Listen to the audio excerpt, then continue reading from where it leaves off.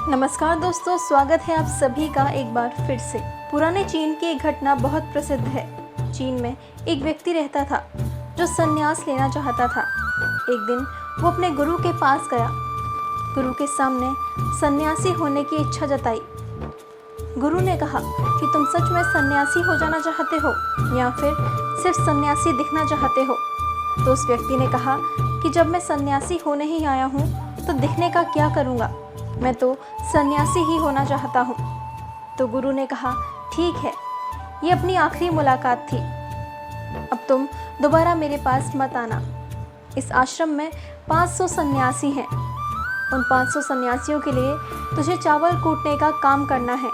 ऐसा कहा जाता है कि वो सन्यासी अगले 12 वर्षों तक चौखट के पीछे एक हल्के अंधेरे से कमरे में बस चावल ही कूटता रहा।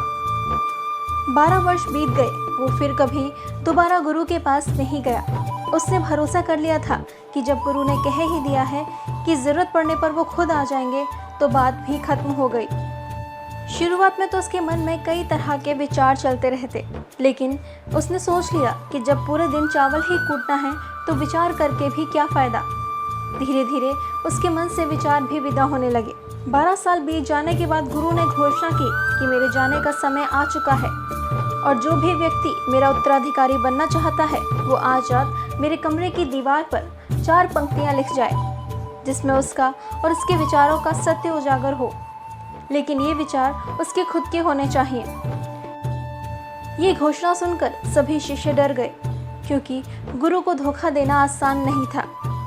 शास्त्र तो सभी शिष्यों ने पढ़ रखे थे, लेकिन उन सभी शिष्यों में से जो सबसे बड़ा विद्वान था, उसने साहस जुटाकर गुरु के कमरे की दीवार पर उस रात 4 पंक्तियां लिख दी। उसने लिखा था कि मन एक दर्पण की तरह है जिस पर धूल जम जाती है।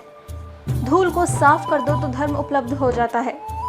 सुबह जब गुरु उठे तो वो जोर से चिल्लाए कि किस मूर्ख ने मेरी दीवार खराब कर दी, उसे पकड़कर मेरे सामने लाओ। पर वो विद्वान तो लिखकर रात को ही भाग गया था। वो डरा हुआ था क्योंकि ये पंक्तियां उसकी नहीं थी। उसने एक बड़े शास्त्र से इन पंक्तियों को चोरी किया था। इसमें उसका खुद का अनुभव नहीं था। सारा आश्रम चिंतित हुआ। इतने सुंदर वचन तो हैं, वचनों में क्या कमी है। पूरा आश्रम गर्म था इस बात को लेकर कि ऐसे ही 4 सन्यासी बातें करते हुए उस चावल कूटने वाले के पास से जा रहे थे। उसने भी उन चारों की बात सुनी। उनकी बात सुनकर वो हंसने लगा। उनमें से एक ने कहा, तुम हंस क्यों रहे हो? उसने कहा, गुरु ठीक ही तो कह रहे हैं, किस नासमझ ने ये लिखा है। ये सुनकर वो चारों सन्यासी चौंक गए और बोले कि तू पिछले 12 वर्षों से चावल कूट रहा है, अब तू बताएगा कि क्या सही है और क्या गलत। उनमें से एक ने कहा, तो क्या तू लिख सकता है इससे बेहतर? उसने कहा कि पिछले 12 वर्षों से चावल कूटते कूटते लिखना तो मैं भूल ही गया हूँ, लेकिन बोल सकता हूँ अगर कोई लिख दे तो। लेकिन एक बात याद रहे कि उत्तराधिकारी बनने की मेरी कोई इच्छा नहीं है। फिर उन चारों ने कहा, अरे तू बोल, हम लिख देते हैं। उसने लिखवाया, कैसा दर्पण कैसी धूल, ना कोई दर्पण ना कोई धूल, जो इसे जान लेता है धर्म को उपलब्ध हो जाता है, सत्य को उपलब्ध हो जाता है। आधी रात को गुरु उस चावल कूटने वाले के पास आए और कहा, अब तू यहाँ से भाग जा, वरना ये 500 सन्यासी तुझे मार डालेंगे। तू मेरा उत्तराधिकारी बनना चाहे या ना चाहे, इससे मुझे कोई फर्क नहीं पड़ता, पर तू मेरा उत्तराधिकारी है। मैंने तुझे ही अपना उत्तराधिकारी मान लिया है, लेकिन अब तू इस आश्रम से भाग जा, क्योंकि ये लोग तुझे जीने नहीं देंगे। ये सब ये बर्दाश्त नहीं कर पाएंगे कि एक चावल कूटने वाला सत्य को उपलब्ध हो गया और ये शास्त्रों पर सर पीटते रह गए। इसलिए तू यहाँ से चला जा। दोस्तों, मुझे उम्मीद है कि ये कहानी आपको पसंद आई होगी। इस वीडियो को लाइक करें और अपने दोस्तों के साथ शेयर ज़रूर करें।